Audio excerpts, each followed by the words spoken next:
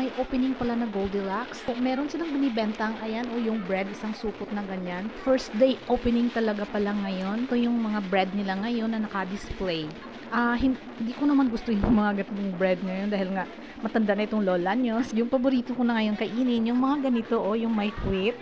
This lang egg pie na Goldilocks. Masarap din yung mga bread nila, diba? It's one of the best bakery here in the Philippines. So, ito naman yung mga cakes na naka-display ngayon.